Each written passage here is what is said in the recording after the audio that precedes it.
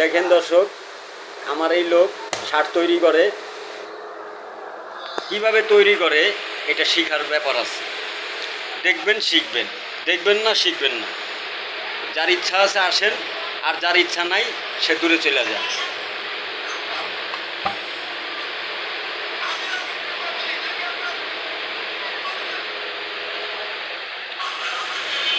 শার্টের কাজ সবাই করতে পারে না, প্লাস এটা সবাই বোঝে না। আর যে বোঝে তার কাছে অনেক সহজ।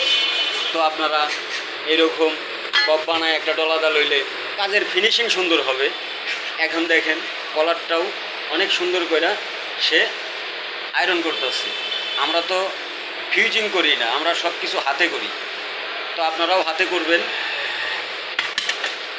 আমি মনে করি আমরা ঢাকার দর্জি, মিরপুরের দর্জি, অনেক গ্রামে মগজশলে অনেক দর্জি আছে, তারা ভালো রকমের শার্ট ফিনিশিং দিতে পারে না।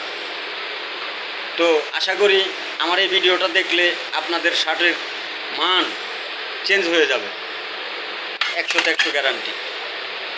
আজকে 30 বছর যাবৎ এই কাজের সাথে লিপ্ত। তা আপনারাই বলেন অভিজ্ঞতাটা কি আছে না নাই? একটু হইলেও তো আছে,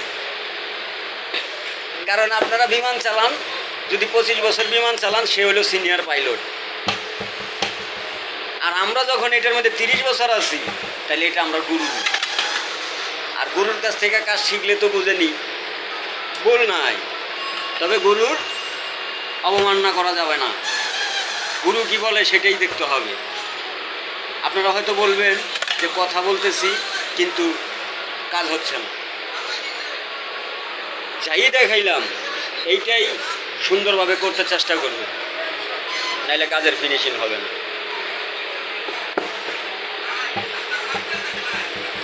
এই ছেলেটাও আমার কাছ থেকে কাজ শিখছে, তো সে তো এখন কাজ খুব সুন্দর করতেছে। তো আশা করি আপনারাও যদি দেখা ঘরে কেউ শিখতে চান, অস্ত্র না থাকলে কাজ হবে না। অনেক গ্রামের দর্জিরা আছে যারা কিনা টিসি দিয়ে কলার বানায়া শার্ট পরে, তো তাদের শার্টের সাথে আমাদের শার্টের তুলনা হবে না। আমরা দিই পেস্টিং, আমাদের থেকে উন্নত আছে যারা কিনা ফিউজিং করে শার্ট বানায়। আমরা করি আয়রন দিয়ে ফিউজিং, তারা করে মেশিনে ফিউজিং। তো আমাদের থেকে তাগোটা ভালো। তো গ্রামের দর্জিকেও থেকে আবার আমরা ভালো, কারণ কেননা তারা দেয় টিসি আর আমরা দেখি কলার পেস্টিং। যার জন্য যে মালটারে তৈরি করছে ওটা শার্টের জন্যই, কলারের জন্যই তৈরি করছে, ওই মালটাই দিই আমরা।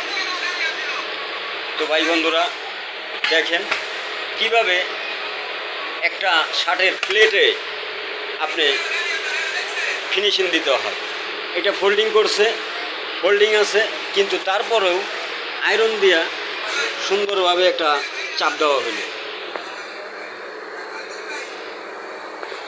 এখন এটা ওটা বোতাম পট্টি, এটা হইলো ঘর পট্টি। যাই হোক দেখেন, শিখেন। জিনিসের ধরা কীরকম, পরা কীরকম, এক একটা এক একটা।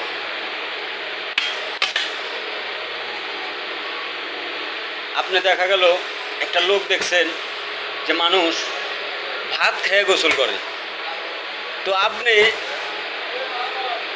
আসসালামু আলাইকুম, আলহামদুলিল্লাহ, দোয়া করেন কাকা।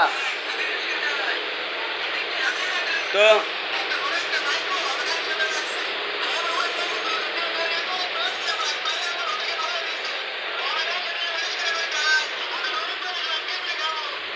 স্কেল দিয়ে এইভাবে ধীরে ধীরে চাতা দিলে জিনিসটা ফিউজিংয়ের মতো লাগবে।